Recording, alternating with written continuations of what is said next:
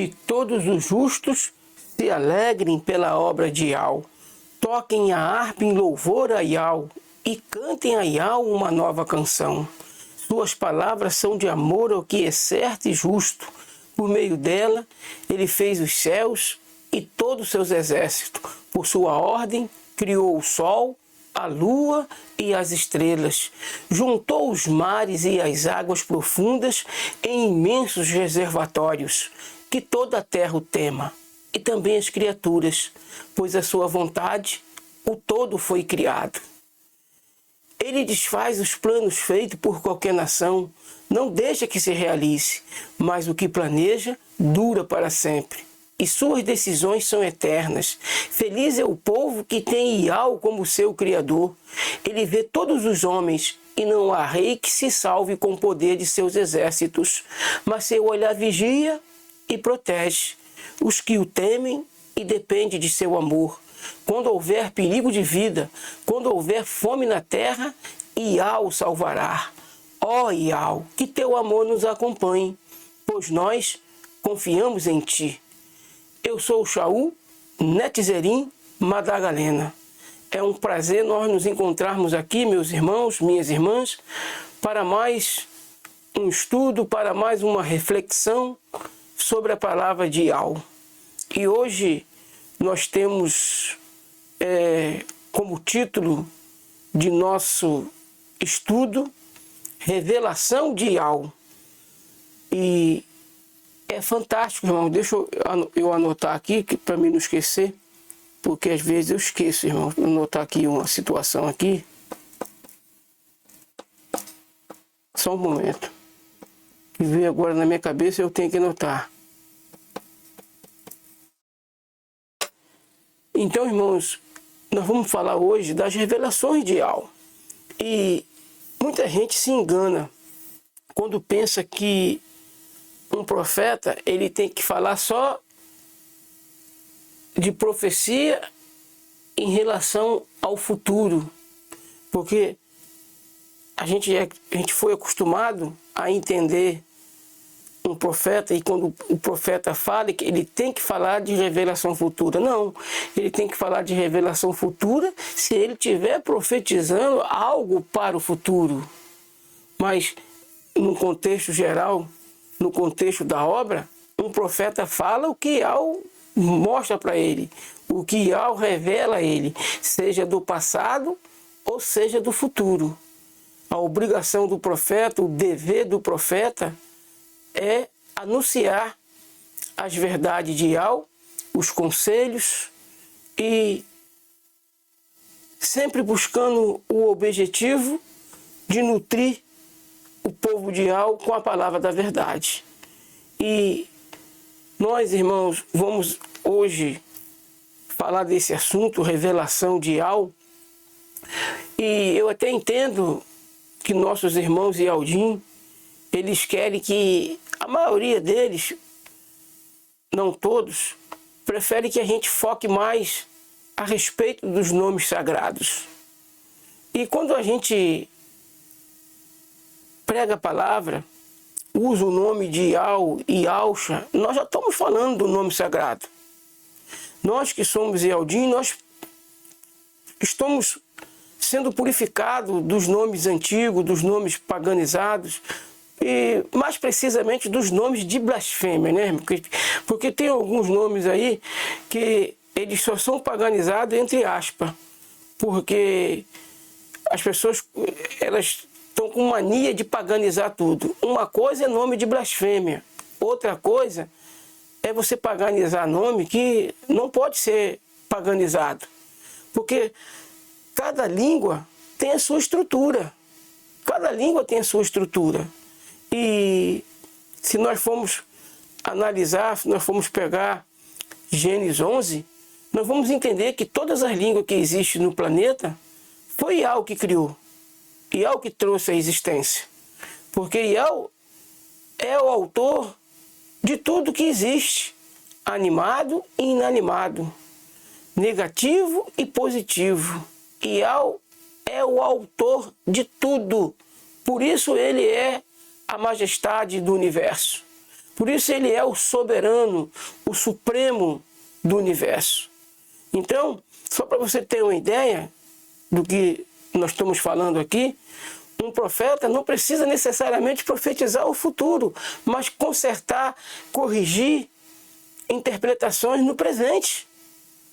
Nós não podemos, irmãos, paganizar tudo, porque a palavra amor, dentro do português, ela se escreve como se escreve.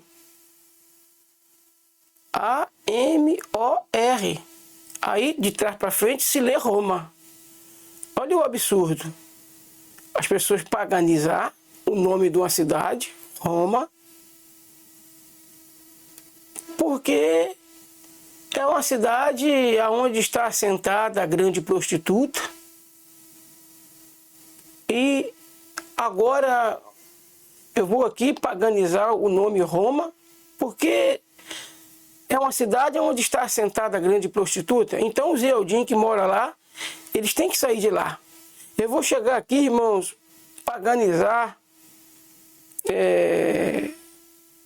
paganizar a cidade do Rio de Janeiro, porque o nome da cidade é Rio de Janeiro.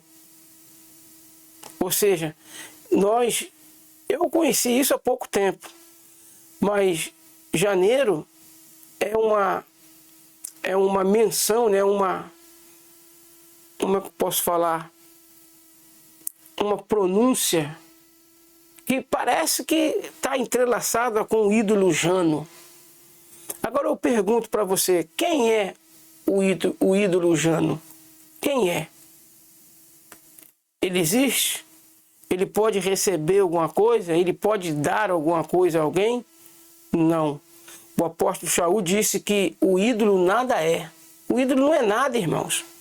E as pessoas insistem em atribuir aos ídolos alguma coisa que não faz parte, não é atributo a nenhum outro a não ser Ial dos exércitos. E Ial dos exércitos, meus irmãos, ele é o único que é eterno. Agora eu vou tirar esse atributo de Ial, porque existe um ídolo chamado Éter, e que os incautos insistem em atribuir um atributo que pertence a Ial a esse ídolo Éter. Espera aí, meu irmão, minha irmã.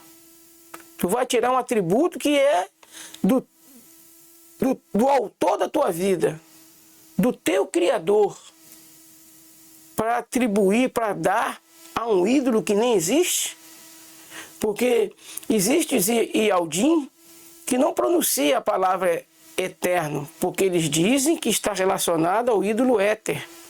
Agora eu pergunto para você, o ídolo Éter, ele é alguma coisa? Ele existe? Ele pode dar ou receber alguma coisa de alguém? Você dá um atributo que pertence a Ial para um ídolo, isso te torna, vamos falar, tão ignorante quanto quem fez o ídolo. Talvez a pessoa que fez o ídolo não deu a ele o atributo que pertence a Ial. Eterno, irmão. O que é eterno? Eterno é tudo aquilo que sempre existiu. Então, Ial é eterno, porque Ial sempre existiu. Não houve um período em que Ial não tivesse existido. Nem o tempo, irmãos, é eterno. O tempo passou a existir quando Ial criou seres. Quando Ial criou outras vidas. Então, houve-se a contagem do tempo. Até Ial, no período que Ial estava sozinho, o tempo não era tempo, porque o tempo não era contado. Mas quando Ial criou, irmãos, aí ele cria o ciclo semanal, cria dentro do ciclo semanal um dia que faz menção à adoração a ele, até no novo Chamaim, no novo céu, na nova terra, que hei de fazer. virá de uma lua nova a outra, de um Shabat a outro, toda a carne adorar perante mim. Então, Yahweh cria o tempo. A partir da criação que nós hoje conhecemos, Yahweh não precisava de tempo para nada, ele estava sozinho no cosmos. Aí criou Yahusha, depois criou os anjos e todas as outras coisas. Então, nem mesmo o tempo é eterno. Houve um período em que ele não foi contado, em que ele não existiu. Eterno só Yahweh dos exércitos. Aí eu vou pegar esse atributo, vou dar esse atributo para o ídolo éter, não vou pronunciar mais. É assim mesmo, meu irmão? Você vai dar para um ídolo aquilo que não pertence a ele, porque eterno só Yahweh é. E a palavra eterna, irmãos, está dentro do dialeto do português, está dentro do dialeto do inglês, do francês. É evidente, com pronúncias diferentes da nossa, porque é um atributo, é um adjetivo, entendeu? Então nós temos que ponderar e parar para analisar. E se ouvir, nós precisamos nos ouvir. Então quer dizer que eu não posso falar a palavra céu. Céu no português é céu. Agora, no Abrit, céu é chamaim. Terra, no português é terra. Nosso planeta, terra, no português. Parece que no hebraico, Abrit, é Amã, um negócio desse aí. Então, irmãos, nós não temos a capacidade, nós não temos a autoridade de sair paganizando todos os idiomas. Parece que o idioma que é certo é só o Abrit, é só o hebraico arcaico, o hebraico antigo. É evidente que o hebraico antigo, creio eu, na minha ignorância, que foi a língua em que toda a humanidade falava. E agora chega dentro de um contexto, ele vê a Torre de Babel, e vamos dar uma olhada lá, irmãos. Vamos dar uma olhada lá. Eu coloquei a Bíblia aqui, e eu tinha colocado em outro versículo, mas eu já vou voltar, eu vou colocar nele depois. Vamos dar uma olhada em Gênesis 11, para que a gente possa entender a conjuntura do capítulo.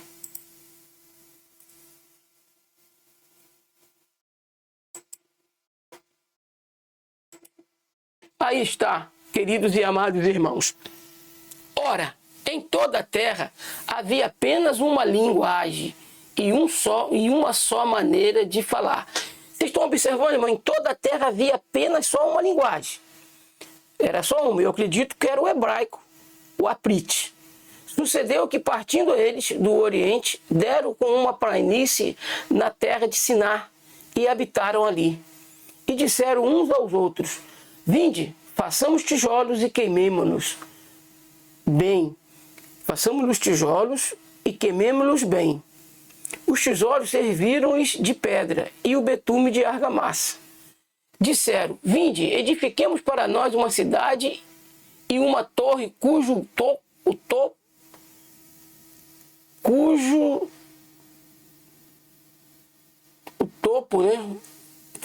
chegue até os céus, e tornemo-nos célebres o nosso nome, para que não, deixa eu abrir aqui, irmão, tornemos célebres o nosso nome, para que não sejamos espalhados por toda a terra. Esse topo aqui está nessa versão. Deixa eu ver essa versão aqui, o que vai dar para nós. Vai dar topo.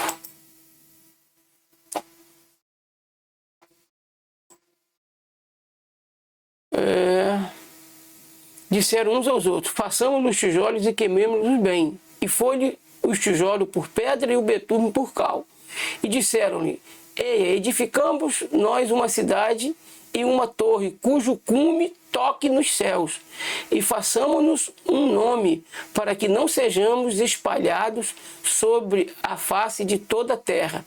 Lembra que a versão já mudou um pouquinho? Lá era tope, aqui é toque, cujo o cume toque nos céus. E espalhados sobre a terra, né? Para que não sejamos espalhados sobre a terra. Olha só, irmão, eles queriam ficar ali naquela localidade. Ial tinha outros propósitos para eles. Então desceu Ial para ver a cidade e a torre que os filhos dos homens edificavam. E Ial disse: eis que o povo é um, e todos têm uma mesma língua. Observe, irmão, que todos têm uma mesma língua. E isto é o que começam a fazer agora, e não haverá restrição para tudo o que eles intentam fazer. Eia, desçamos e confundamos ali a sua língua, para que não entendam um a língua do outro. Assim Ial os espalhou dali sobre a face de toda a terra, e cessaram de edificar a cidade. Então, nós já entendemos aqui, irmãos, que Ial, ele fez a confusão das línguas, né? Ele colocou todos esses idiomas aí que a gente conhece. Foi Ial que trouxe, irmãos, a existência. Ial não trouxe nenhum idioma paganizado. Ial não trouxe nenhum idioma paganizado, não, irmãos. Agora, a gente pode sim entender que Satã, no seu laboratório de iniquidade, vamos dizer assim, estou falando grosseiramente, Satã no seu laboratório de iniquidade, vamos considerar o latim. O latim, irmãos, eu até acredito que foi uma língua inventada, né? Porque nós não podemos dar atributo a Satã que ele não tem. Satã não cria nada. Ele inventa, ele recria. Para que ele pudesse ter inventado o latim, vamos considerar que o latim, vamos considerar, irmão, eu não estou aqui dizendo que é. Vamos considerar que o latim foi uma língua inventada por Satã. Vamos considerar isso, tá? Vamos considerar isso aí. Porque os papas, os padres na antiguidade, eles rezavam a missa apenas em latim. E só eles tinham o idioma, só eles dominavam o idioma. O clero, né, a camada da sociedade intelectual da época. E ali os papas, os padres, os cardeais dominavam o latim. E as missas eram rezadas em latim. Porém, entretanto, eu estou apenas considerando. Vamos dizer que o latim foi um idioma inventado por Satã. Porque criado não. Porque Satã não tem o poder de criar. Vamos dizer que ele pegou as palavras, né? O significado delas e elaborou, engendrar o idioma latim. Ali, no que nós acabamos de ler, nós vemos que a confusão das línguas foi Ial que fez. Ou seja, Ial é autor de todos os idiomas que existem. Mas vamos considerar o latim como sendo uma, vamos dizer, como é que eu posso falar?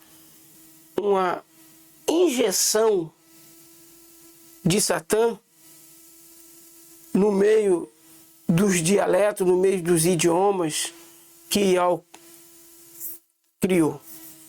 Porque se você for parar para analisar, não existe hoje uma nação que toda ela fala o latim. Eu não acredito, irmãos, que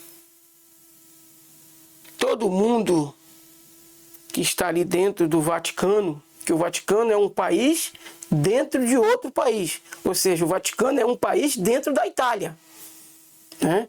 E a gente sabe que o dialeto da Itália é o italiano, não é o latim.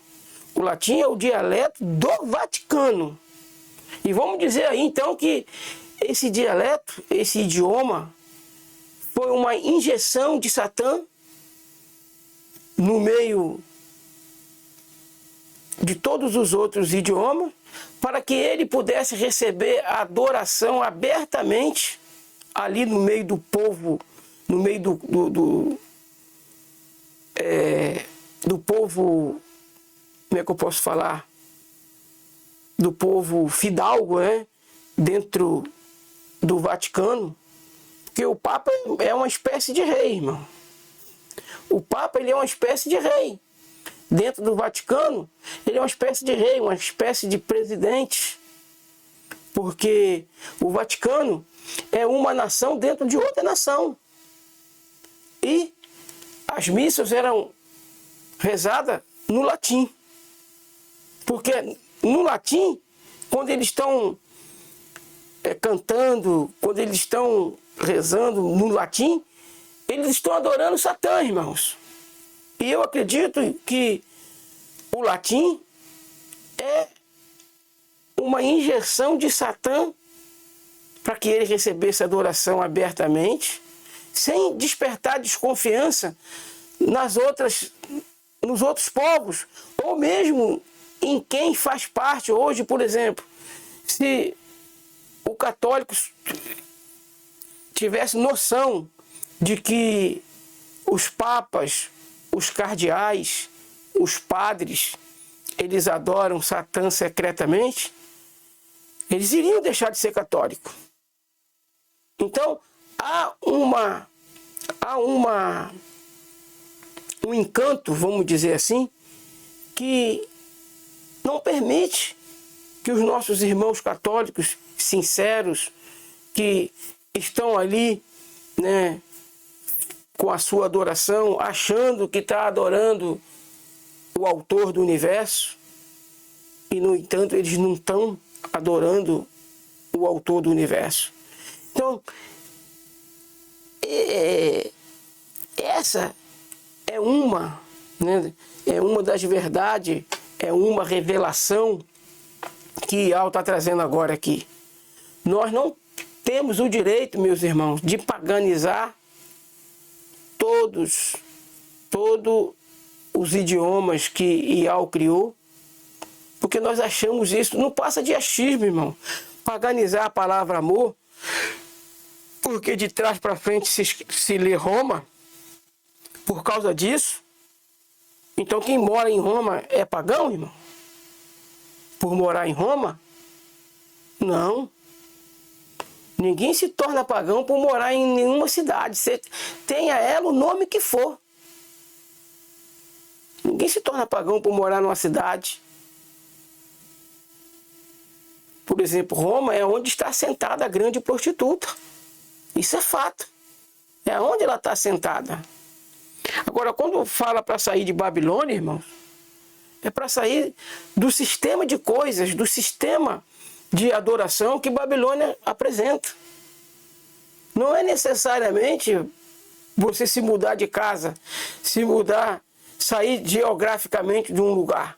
Porque a Babilônia está espalhada por toda a terra. Se sair da Babilônia significa mudar de lugar, então tem que mudar de planeta, porque a terra está toda contaminada, a terra está toda cheia de confusão. E nós precisamos, irmãos, ver essa conjuntura. E como eu disse, um profeta, ele não profetiza do futuro apenas. Ele profetiza do futuro, ele fala das coisas do futuro, mas fala também das coisas do passado, irmãos. E traz revelação, traz conhecimento. E, dada essa introdução, eu quero trazer vocês agora, para nós abrirmos a palavra de Ial, que tem aqui uma revelação tremenda, e a gente precisa entender essa revelação para que nós tenhamos saúde, irmãos. Saúde. E isso é importante, a saúde é importante.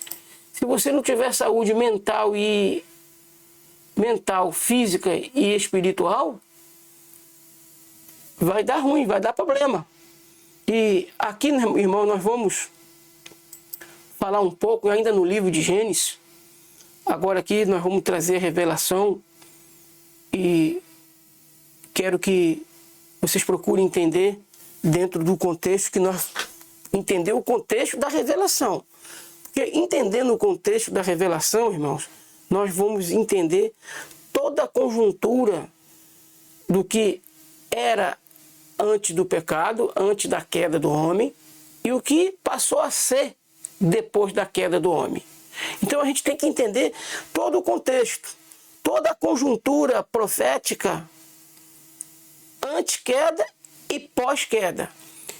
Primeiro nós precisamos entender esse texto e ver onde ele está, em qual configuração profética ele está. Esse texto que nós vamos ler, ele está um texto antes da queda ou depois da queda?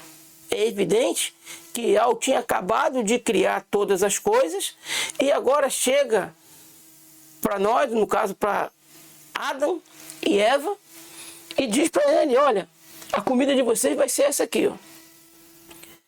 E disse o Altíssimo, e disse o Criador: eis que veio. Outra coisa, irmãos, aonde eu leio, aonde está Deus ali, eu leio o Criador. E tem gente, Aldim, que diz que a palavra Criador é uma palavra paganizada, porque está dizendo que Yahweh criou a dor. Isso na mente deles, tá? Não é na minha mente, é na mente deles. E, irmãos, quando fala ali Criador, não está falando que Yahweh criou a dor, no sentido de colocar a dor em ação, mas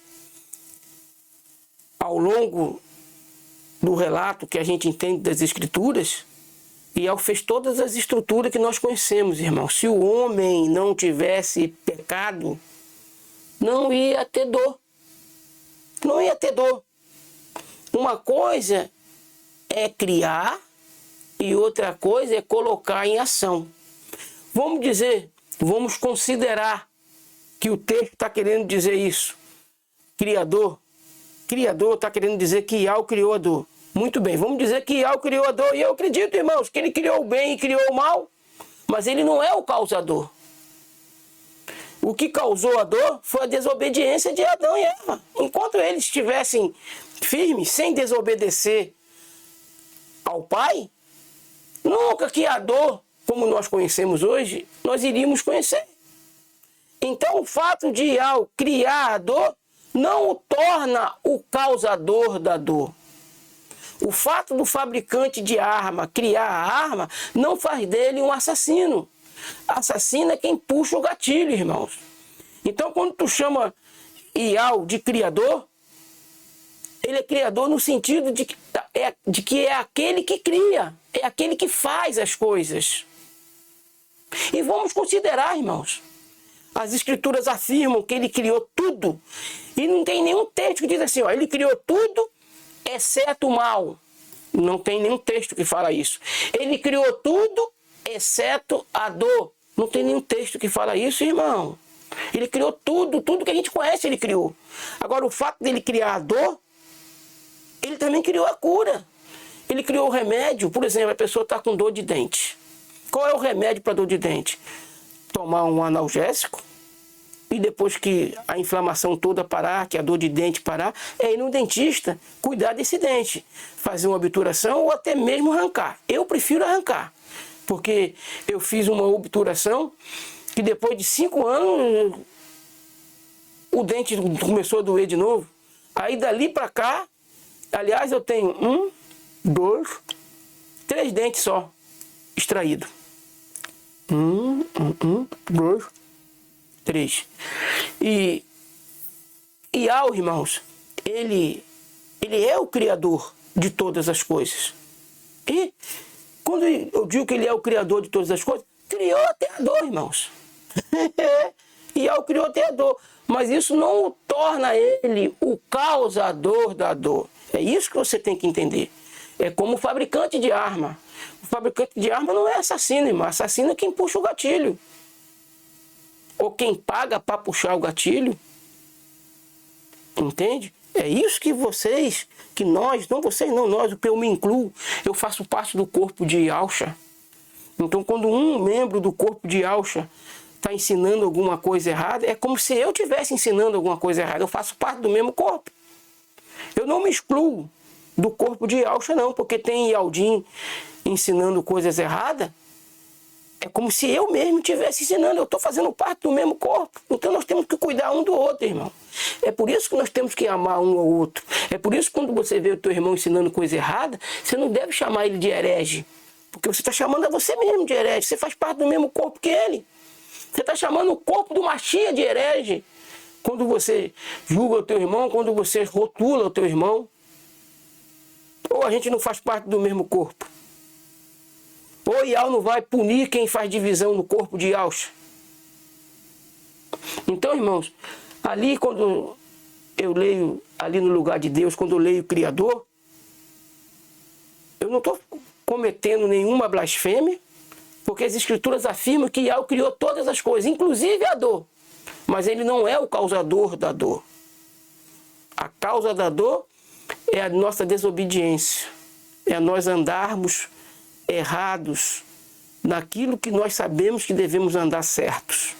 Então, e disse o Criador: eis que vos tenho dado toda a erva que dê semente, que está sobre a face de toda a terra, e toda a árvore em que há fruto, que dê semente, ser-vos-ão para mantimento. E a todo o animal da terra, e a toda a ave dos céus, e a todo réptil da terra em que há alma vivente, toda a erva verde será para mantimento. E assim foi. Observe, irmãos, observe que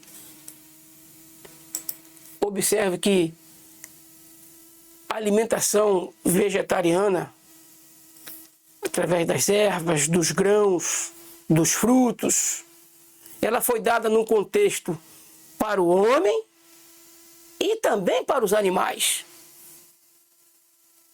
Não tinha animal carnívoro antes da queda do homem. Antes da queda do homem, a nossa alimentação, irmãos, era vegetariana. Agora nós temos que entender toda essa conjuntura, todo o contexto da revelação. Em que situação Yahweh estabeleceu a alimentação do homem e dos animais? Foi antes da queda ou depois da queda, irmãos? É óbvio que foi antes da queda. Foi antes da queda.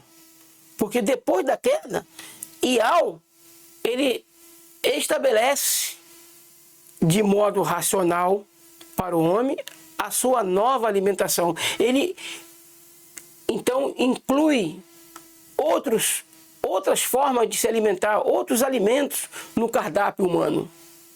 E eu não preciso nem dizer que se os animais faziam, no versículo 30, eles comiam as ervas, ou seja, não tinha matança no reino animal.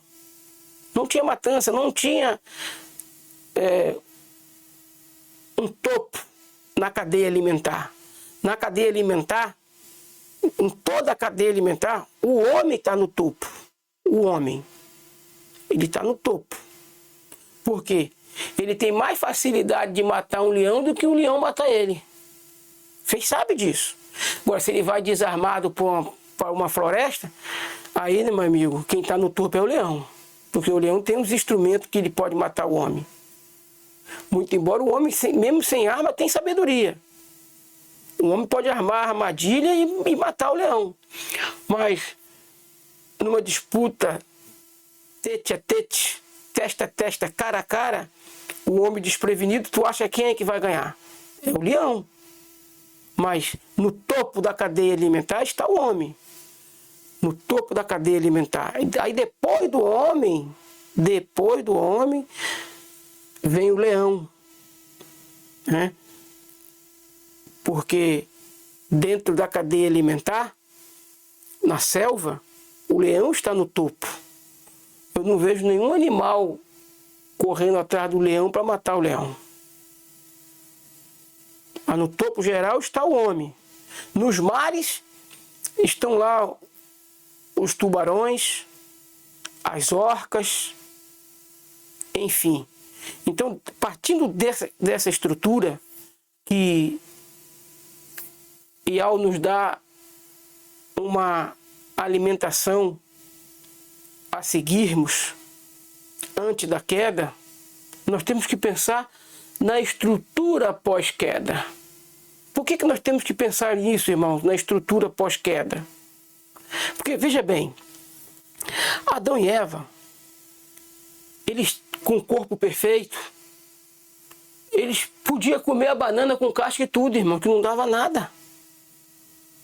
Não dava problema nenhum para eles comer a banana com casca e tudo. Hoje ninguém come a banana com casca e tudo. Come só o que está dentro da banana. E aquela estrutura perfeita que tinha acabado de sair da mão de Iau, as frutas, irmão, quando elas estavam prontas para ser consumidas pelo homem, elas não caíam de madura não, irmão. Elas ficavam ali até ser colhidas pelo homem. As frutas não apodreciam, irmãos. As flores não murchavam. Era uma eterna beleza, irmãos. Era uma eterna beleza. Você vê que a ordem de cultivar a terra, que a terra passa a produzir cardos e abrolhos, é depois da queda. Antes da queda, não nascia a erva daninha antes da queda. E observa, irmão, que em Gênesis 1:29, Iau fala que de todos os frutos, tudo que tem fruto, que dê semente, serviria para mantimento. Ou seja, Iau não faz separação entre o que é venenoso e o que não é venenoso. A capacidade daquele corpo perfeito, irmãos.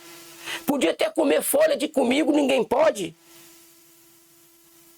Adão e Eva, naquela estrutura perfeita, eles podiam até comer a folha de comigo, ninguém pode, que não ia acontecer nada com ele. Não ia acontecer nada com ela. Porque se você olhar o contexto de Gênesis 1:29, está lá Iau dando a receita, o cardápio para eles, e em nenhum momento ele diz assim, ó, exceto aquela folha ali, exceto aquela semente ali, exceto isso, exceto aquilo, vocês podem comer de tudo, menos isso aqui. Quando Iau, dentro do cardápio, que ele diz que poderia comer de tudo, aí agora dentro do cardápio ele diz, olha, vocês só não podem mexer na árvore do conhecimento do bem e do mal.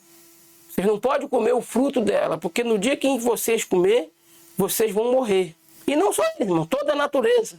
A natureza toda ficou sujeita agora à morte. E Iau tomou o cuidado de falar para ele. Iau tinha acabado de dar ali as instruções dos alimentos, mas falou, ó, da árvore do conhecimento do bem e do mal, dela vocês não podem comer. Porque no dia em que vocês comer dela, vocês vão morrer. Então Iau especificou.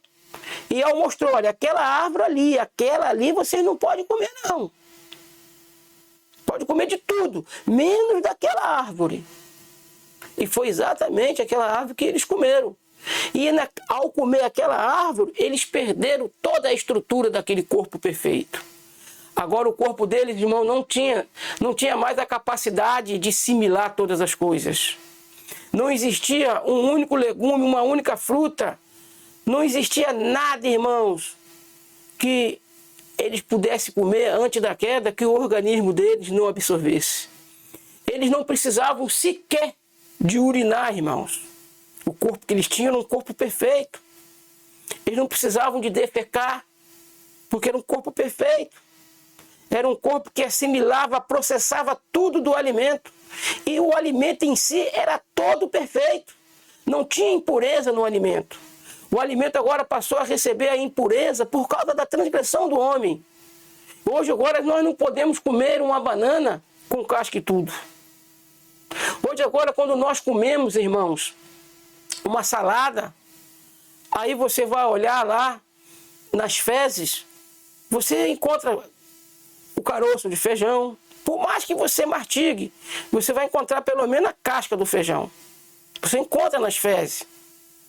Tudo que é da estrutura vegetariana é possível nós encontrarmos nas fezes. Tudo que é da estrutura vegetariana. Agora, quando nós vamos procurar na estrutura que daqui ao permitiu que nós agora fizéssemos uso, a estrutura cárnea, ela é uma estrutura, irmãos, absolutamente preparada por Ial de tal maneira que traz para nós resistência, que traz para nós como é que eu posso falar? Que traz para nós mais clareza naquilo que nós empreendemos. Irmãos, aqui, eu não quero aqui desfazer de ninguém, não.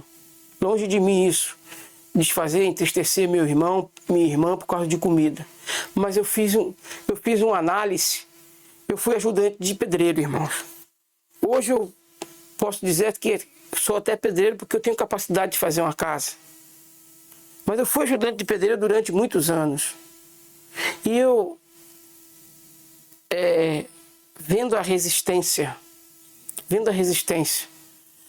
de um ajudante de obra vegetariano e de outro ajudante de obra vegecarniano, ou seja, que come vegetal e também come carne, a força do que é vegecarniano é muito maior do que o vegetariano, irmãos. E partindo do princípio da estrutura profética, e agora, se a irmã Jerusa estiver vendo esse vídeo, e se estiver até nessa parte, ela há de concordar comigo, porque ela também fez parte do sistema religioso dentro do meio adventista do sétimo dia. Ellen White, ela é a profetisa dos adventistas do sétimo dia. E ela, irmãos, é veementemente contra o consumo de carne. Ela é categórica, ela é contra o consumo de carne.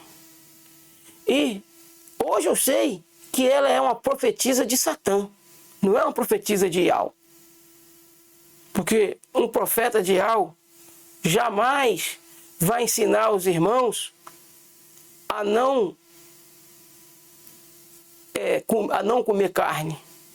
Porque, irmãos, é categórico, está mais do que provado. E olha que Ellen White, onde ela está enterrada, tem lá um obelisco, um símbolo da maçonaria. Aí, os irmãos lá, por exemplo, o seu Leandro Quadro, diz assim, mas é o costume deles ter como demarcação de sepultura o obelisco. Pode ser costume lá do americano, mas de quem quem expressa o cristianismo, E nós sabemos que Yahshua não morreu numa cruz. Yahshua morreu no madeiro. Mas vamos considerar a cruz. O símbolo de uma sepultura de um cristão é uma cruz e não um obelisco. Então, Ellen White era uma satanista, sim. Porque além dela pregar contra o consumo de carne, lá no seu túmulo tem um obelisco, símbolo satânico. O obelisco não é símbolo do cristianismo. Símbolo do cristianismo é cruz. Símbolo da religião de Yahshua, nem posso chamar isso nem posso chamar de religião, mas da família de Yahshua, o nosso símbolo, irmãos, é um cordeiro. O nosso símbolo é um cordeiro. Não é uma cruz, não é um obelisco, e nem mesmo uma estaca. Que nós entendemos que Yahshua, ele não foi crucificado. Ele foi preso numa estaca. Não foi crucificado. Mas mesmo assim a gente não usa. A gente não tem esse simbolismo de cruz e nem estaca. O símbolo que representa Yahshua é um cordeiro. Eis o cordeiro de Yahweh que tira o pecado do mundo. Então, irmãos, dentro dessa conjuntura, dessas coisas que eu estou falando para vocês, né, dizem que o brócolis tem muita vitamina, mas para você tirar o que o seu organismo precisa do brócolis, você tem que comer 3 quilos de brócolis. Dizem que a couve, quase que insignificante, tem a B12 em formato, em quantidade quase que insignificante. Então, para você extrair a B12 da couve, você tem que comer 100 kg de couve. Quem é que come 100 kg de couve, irmãos? Quando que você comer 200 gramas de fígado bovino, você já extrai naquela refeição o que o teu organismo precisa de B12 para o dia inteiro. Entende? E nós temos que nos policiar, vigiar.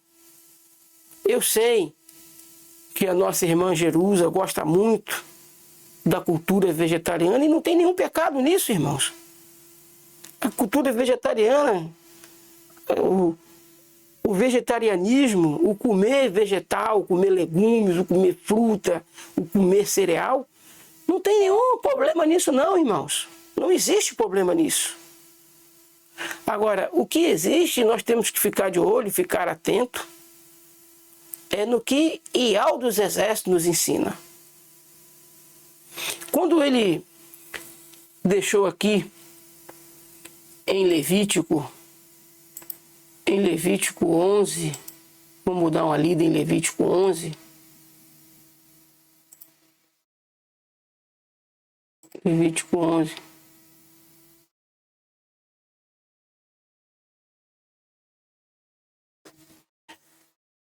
Aqui, tá aí para vocês que eu acho que eu botei, tá? Muito bem. E falou Ial a Marcha e a Arão, dizendo-lhes: fala aos filhos de Israel, dizendo: estes são os animais que comereis, dentre todos os animais que há sobre a terra. Dentre os animais, todo que tem unhas fendidas, e a fenda das unhas se divide em duas e rumina. Tá vendo? Tem que ter a unha dividida em duas e ruminar. Deles comereis. Destes, porém, não comereis dos que ruminam ou dos que têm unhas fendidas. O camelo, que rumina, mas não tem unhas fendidas, esse vos será imundo. E o coelho, porque rumina, mas não tem as unhas fendidas, esse vos será imundo. A lebre, porque rumina, mas não tem as unhas fendidas, essa vos será imunda. Também o porco, porque tem unhas fendidas, e a fenda das unhas se divide em duas, mas não rumina, este vos será imundo. Olha que Ial faz uma ênfase aqui para o porco. Das suas carnes não comereis, e nem tocarei nos seus cadáveres, estes vos serão imundo. Tá vendo, irmão? Não pode tocar no porco quando ele estiver morto, quanto mais comer a carne dele. Entendeu? Olha como é que Ial pega pesado em relação ao porco. Por quê? Porque ele sabia que o porco seria o abominável da desolação que o sistema, que a besta iria colocar no santuário. De todos os animais que há nas águas, comereis o seguinte: todo que tem barbatanas e escama nas águas, nos mares e nos rios, esses comerei. Mas todo que não tem barbatana e nem escama nos mares e nos rios, todo réptil das águas e todo ser vivente que há nas águas, estes serão para vós abominação. Ser-vos-ão, pois, por abominação da sua carne não comereis, e abominareis o seu cadáver. Todo aquele que tem barbatana ou escama nas águas será para vós abominação. Todo aquele que tem barbatanas ou escamas nas águas será para vós abominação.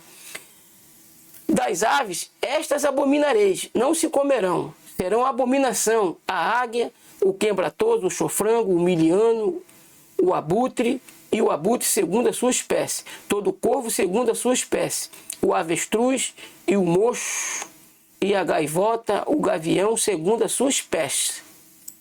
São ave de rapina, né, irmão? Como como coruja, e o bufo, não é búfalo não, tá, não, é bufo, e o corvo marinho e a coruja, e a gralha e o cisne e o pelicano, e a cegonha, a garça segundo a sua espécie, e a polpa, pá, e o morcego. Esse animal eu não conheço aqui não. E o morcego. Todo inseto que voa, que anda sobre 4 pés, será para vós uma abominação. Mas isto comerei de todo inseto que voa, que anda sobre 4 pés. O que tiver pernas sobre os seus pés, para saltar com elas sobre a terra. Deles comereis estes: a locusta, segundo a sua espécie, o gafanhoto, devorador, segundo a sua espécie, o grilo, segundo a sua espécie, e o gafanhoto, segundo a sua espécie. E todos os outros insetos que voam, que têm 4 pés, serão para vós uma abominação. E por este sereis imundo. Qualquer que tocar os seus cadáveres, imundo será até a tarde. Qualquer que levar os seus cadáveres, lavará suas vestes e será imundo até a tarde. Todo animal que tem unha fendida, mas a fenda não se divide em duas, e todo que não rumina vos será por imundo. Qualquer que tocar nele será imundo. E todo animal que anda sobre suas patas, todo animal que anda a 4 pés, vos será por imundo. Qualquer que tocar seus cadáveres será imundo até a tarde. E o que levar os seus cadáveres, lavará suas vestes e será imundo até a tarde. Eles vos serão por imundo. Estes também vos serão por imundo entre os répteis que se arrastam sobre a terra: a adoninha, o rato e a tartaruga, segundo a sua espécie, e o ouriço, cacheiro e o largato, e a largatixa, e a lesma, e a topeira. Estes vos serão por imundo dentre todos os répteis. Qualquer que os tocar, estando eles mortos, será imundo até a tarde. E tudo aquilo sobre o que cair alguma coisa deles, estando eles mortos, será imundo. Seja vaso, seja madeira, seja veste, seja pele ou saco. Qualquer instrumento com que se faz alguma obra será posto na água e será imundo até a tarde. Depois será limpo. Tinha que deixar ali, irmãos, de molho, né? Quando tocava um desses animais imundos. E todo vaso de barro em que cair alguma coisa deles, tudo o que houver nele será imundo, e o vaso quebrareis. Todo animal limpo que se come, sobre o qual cair a água, de tais vasos será imundo. E toda a bebida que se bebe, depositada nesses vasos, será imunda. E aquilo sobre o que cair alguma parte de seu corpo, morto, será imundo. O forno e o vaso de barro serão quebrados. Imundos são, portanto vos serão por imundo. Porém a fonte ou cisterna em que se recolhe águas será limpa, mas quem tocar no seu cadáver será imundo. E se dos seus cadáveres cair alguma coisa sobre alguma semente que se vai semear, será limpa. Mas se for deitada água sobre a semente, e dos seus cadáveres cair alguma coisa sobre ela, vos será por imunda. E se morrer algum dos animais que vos serve de mantimento, quem tocar no seu cadáver será imundo até a tarde. E quem comer do seu cadáver, lavará suas vestes e será imundo até a tarde. E quem levar o seu corpo morto, lavará suas vestes e será imundo até a tarde. Também todo réptil que se arrasta sobre a terra será abominação, não se comerá. Tudo que anda sobre o ventre e tudo que anda sobre 4 pés, ou que tem muitos pés, entre todo réptil que se arrasta sobre a terra, não comereis, porquanto são uma abominação. Não vos façais abomináveis por nenhum réptil que se arrasta, nem neles vos contamineis, para não serdes imundo por eles. Porque eu, Iau, vosso Criador, portanto, vós vos santificareis, vos purificareis, né? E sereis santos, sereis puro, que eu sou puro, e não vos contaminarei com nenhum réptil que se arrasta sobre a terra, porque eu sou Iau, que vos fiz subir da terra do Egito, para que eu seja vosso Criador, e para que sejais puro, porque eu sou puro. Esta é a lei dos animais e das aves, e de toda criatura vivente que se move nas águas, e de toda criatura que se arrasta sobre a terra, para fazer diferença entre o imundo e o limpo, entre animais que se pode comer e os animais que não se pode comer. Aí está, meus queridos e amados irmãos, uma lição, uma receita de saúde, e Iau deixou para nós, irmãos, os animais em que nós devemos comer. Nós não devemos comer animais imundos e depois ficar doente e ter a ousadia de pedir a cura a Iau. Se Iau disse que você não deve comer porco e você come porco, e aí agora adquire uma doença que foi trazida para dentro do teu corpo por você mesmo, por ter comido porco, aí você vai pedir Iau para poder te curar, você vai ter a cara de pau de pedir Iau para ele te curar, e você sabendo que o porco é imundo?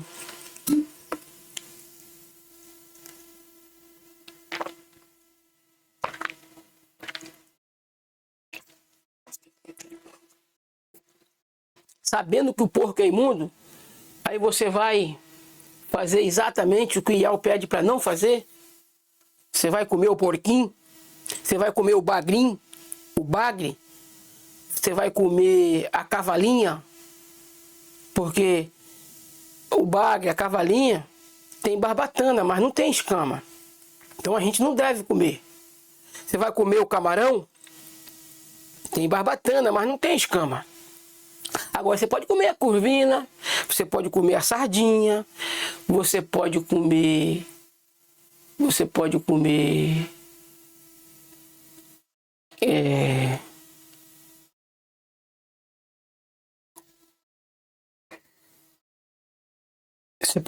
irmãos, o pargo, tudo que tem escama e barbatana, você pode comer.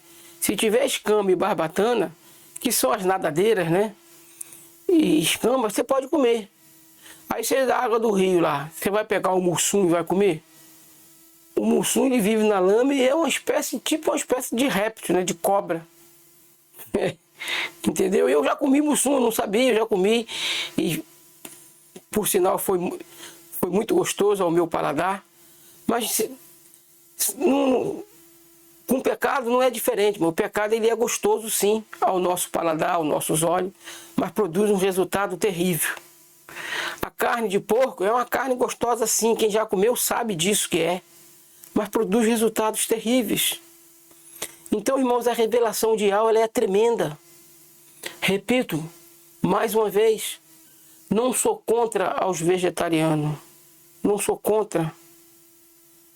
Eu não posso ser a favor daqueles vegetarianos que falam mal da carne que Iau permitiu que se comesse. Quando você fala mal da carne, você pode até não comer carne, mas quando você fala mal da carne que Iau permitiu comer, você não está pregando o evangelho de Iau. Como Ellen White é contra, veementemente contra quem come carne. Ela nunca ensinou, ela sempre falou contra. Ela sempre falou que a carne traz malefícios terríveis. Irmãos, eu nunca falei nem contra e nem a favor do vegetarianismo. Por quê? Porque, irmãos, Iau criou os vegetais, os legumes, as frutas. Como que eu vou falar que não devemos comer se eu mesmo como? Agora eu não posso deixar, irmão, de anunciar as verdades de Iau aqui, como servo dele, como profeta dele. Queira você acreditar ou não, que tem Ialdinho que não acredita que tem mais profeta não, mas tem Ialdinho que acredita que os profetas foram até João Batista. Foram até João e Eucana, aliás. Foi até João e Eucana. Mas a Bíblia também diz que a lei também foi até João e Eucana. E alguém ensina a adulterar, irmãos?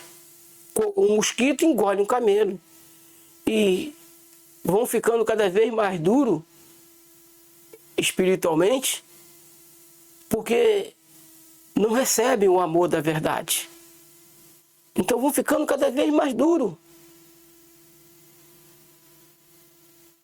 E nós temos que ter o amor da verdade, irmãos. A pessoa que diz que os profetas duraram até Iaucana, elas não se escutam. E quando elas leem, não só em Apocalipse, tem outros textos também que fala de profeta, que pessoas profetizou. No livro de Atos está cheio de gente que ali profetizaram. Está cheio de gente chamada de profeta. No livro de Atos, que quando foi escrito, Iaucana já tinha morrido, irmão. E se não tem mais profeta, o que fazer com Apocalipse 10, 11? É necessário que profetize outra vez. E quem é que profetiza? Não são os profetas? Não são as profetisas? Se não tem profeta, irmão. Se a lei e os profetas vigoraram até Iaucana, e depois de Iaucana não tem mais profeta, o que fazer com Apocalipse 10, verso 11? Que é dito que deveis profetizar outra vez. E quem é que profetiza? Não é qualquer um não, irmãos. Não é qualquer um. Eu queria que todos nós fôssemos profetas. Mas não é o meu querer, é o de Iau. E nem todo mundo é profeta de fato. Mas existe uma ordem no livro de Revelações, no livro do Apocalipse. Apocalipse 10, 11. Necessário é que profetize outra vez. E quem é que profetiza? Os profetas, irmãos. É lamentável você que acredita que depois de Iaucana acabou os profetas. Para quem que Iau iria revelar o segredo dele então, irmãos? Amós 3,7. Certamente o Criador não fará nada sem antes revelar o seu segredo aos seus servos, os profetas. E qual é o segredo, irmãos? Qual é o segredo de Iau? Que ele prometeu que há de revelar e tem revelado para esse amigo que vos fala. Eu tenho o segredo de Iau revelado, mas o segredo é de Iau, não é meu, irmãos. Eu não posso vir para cá, para a rede, e jogar o segredo aqui para todo mundo, porque a rede, não só Ialdinho acessa a rede, quem agora está na plataforma do porco, também acessa a rede social. E nós somos aconselhados a não dar nossas pérolas aos porcos. Se eu jogasse aqui, irmão, na rede, o ano do arrebatamento era o mesmo que dar pérola para os porcos também. Porque tem muitos porcos que acessam nossas redes, irmãos. E outra coisa que nós devemos aprender, o segredo não é nosso. O segredo não é meu, o segredo não é seu. O segredo é de Iau. E Iau revela a quem ele quer, a quem lhe apraz, a quem ele escolheu como profeta, aquele que faz parte da linhagem profética. A esse Iau vai revelar. Porque todo profeta é servo, mas nem todo servo é profeta. É isso que é preciso ser entendido nas entrelinhas da conjuntura profética. É evidente, irmãos, que Iau não revelou o ano para o nosso irmão Romilson, porque ele está numa conjuntura profética diferente da que esse amigo aqui se encontra. Porque se ele tivesse revelado a ele o que revelou a mim, ele tinha dado pérola para os porcos. Porque quantas vezes ele anunciou o arrebatamento aí?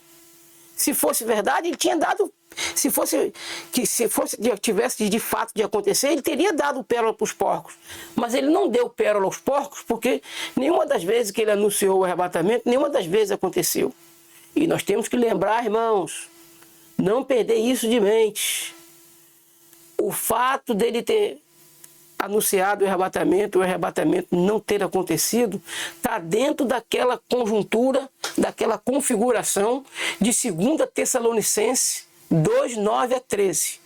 Naquela configuração que avisa que ele vai enviar a operação do erro, para que creiam na mentira os que não receberam o amor da verdade. Tem Ialdinho que diz que não vai ter arrebatamento, irmãos. Tem Ialdinho que invoca Iau, que diz que não vai ter arrebatamento, que não tem arrebatamento. Estão entendendo, irmãos, a profundidade das coisas? E essas coisas que eu estou falando aqui para vocês, meus irmãos, é pura revelação de algo. Pura revelação de algo, irmãos. Acredite se você quiser. Que se você não quiser, está no seu poder de ação, está no seu poder de agência, na tua livre agência. Porque livre escolha, livre arbítrio, só Iau dos exércitos tem. Porque Iau pode fazer o que quer, quando quer, na hora que quiser e não pode ser questionado.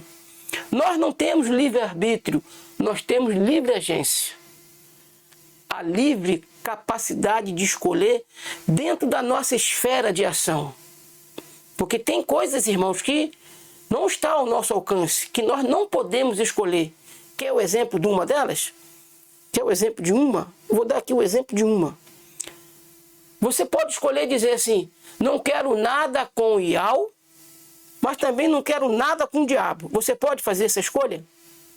Não quero nada com o Iau, mas não quero também nada com o diabo. Você pode fazer essa escolha? Porque quando tu faz a escolha de não querer nada com o Iau, tu já está querendo com o diabo. Essa que é a realidade dos fatos, meus irmãos. Então essa escolha não é possível. Nós não temos livre-arbítrio, porque nós não podemos fazer essa escolha.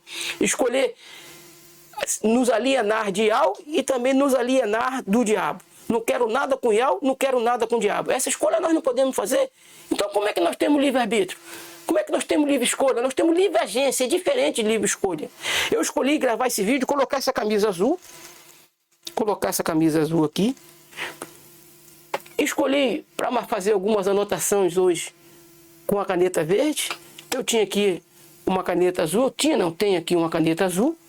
Tenho aqui também uma caneta vermelha. Então, dentro do meu raio de ação, eu podia ter escolhido aqui, para marcar os meus textos aqui, uma dessas 3 canetas, porque elas estavam dentro do meu raio de ação. Então eu podia escolher qualquer uma dessas 3. E escolhi a verde. Estava dentro do meu raio de ação. Mas está dentro do teu raio de ação você dizer assim, não quero nada com o Criador, não quero nada com Iau. Também não quero nada com Satã.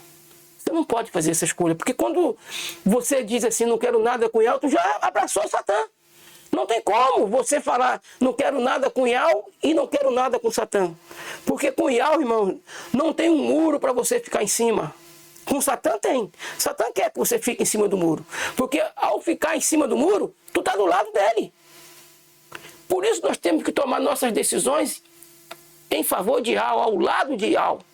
Porque só assim a nossa livre agência vai ter uma sinergia, vai colaborar com a vontade de Iau.